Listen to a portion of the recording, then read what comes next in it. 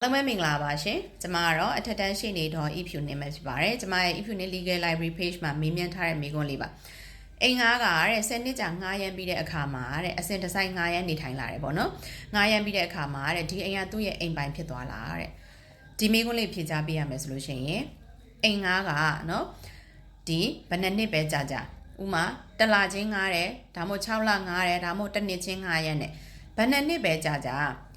အိမ်ငါးကအိမ်ငါးပဲဖြစ်မှာအိမ်ငါးကနေပြီးတော့ဒီအိမ်ကိုပိုင်သွားတယ်ဆိုတာမျိုးမရှိဘူးเนาะဒီအိမ်ကို तू မဝယ်တဲ့၍เนาะသူ့ရဲ့ဒီငွေနဲ့မဝယ်တဲ့၍အိမ်ရှင်ဖြစ်လာမှာမဟုတ်ဘူးအိမ်ပိုင်ဖြစ်လာမှာမဟုတ်ဘူးပေါ့เนาะ sorry အိမ်ရှင်မဟုတ်เนาะအိမ်ကိုပိုင်ဆိုင်မှာမဟုတ်ဘူးအိမ်ငါးကအိမ်ငါးပဲဖြစ်နေမှာတချို့သောအိမ်ငါးတွေရှိတယ်အိမ်ပေါ်မှာဒီငှားရမ်းနေထိုင်နေပြီးတဲ့အခါမှာမဖယ်ပြီးတော့ပေါ့เนาะအိမ်ရှင်ကသူဒီအိမ်ကိုဆက်ပြီးတော့မငားလို့တဲ့အခါမှာသူနေထိုင်ဖို့ပဲဖြစ်ဖြစ်ဒါမှမဟုတ်လို့ရှိရင်ဒီပေါ့နော်ဒီအိမ်ကိုပြင်ဆင်လိုတဲ့ဆန္ဒနဲ့ပဲဖြစ်ဖြစ်ဒီလိုမျိုးအိမ်ငါးကိုမထားချင်တော့ဘူးဆိုလို့ရှိရင်ဖယ်ခိုင်းတဲ့အခါမှာတချို့အိမ်ငါးတွေရှိရမစင်းပေးကြဘူးပေါ့နော်အဲ့လိုမျိုးဖယ်ခိုင်းနေဆိုတာကလည်း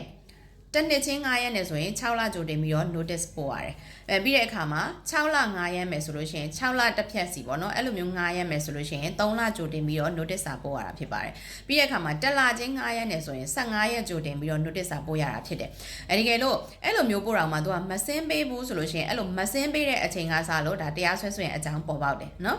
အဲ့လိုမျိုးပေါ်ပေါက်တဲ့အခါမှာ6နှစ်အတွင်းမှာသူတို့ကိုဒီတရားစွဲဆိုဆောင်ရွက်ရတာဖြစ်ပါတယ်ဖယ်ရှားဖို့အတွက်ကိုเนาะဒီမောကနေဖယ်ရှားဖို့အတွက်ကို6နှစ်အတွင်းမှာတရားစွဲဆိုဆောင်ရွက်ရတာဖြစ်ပါတယ်အဲ့တော့အိမ်ငါးကဘယ်နှစ်ပဲကြာကြာဘယ်နှစ်လပဲကြာကြာ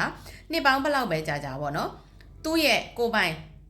သူ့ဝယ်တာပဲဖြစ်ဖြစ်ဒါမှမဟုတ်တခြားတယောက်ကနေသူ့ကိုဝယ်ပေးတာပဲဖြစ်ဖြစ်ဘလို့နီးလန်းနဲ့ပဲဖြစ်ဖြစ်မဝယ်ဘူးဆိုလို့ရှိရင်အိမ်ပိုင်ဖြစ်လာမှာမဟုတ်အိမ်ငါးကအမြဲတမ်းအိမ်ငါးပဲဖြစ်မှာဖြစ်ပါတယ်လို့ဖြေကြားပေးလိုက်ပါတယ်ရှင်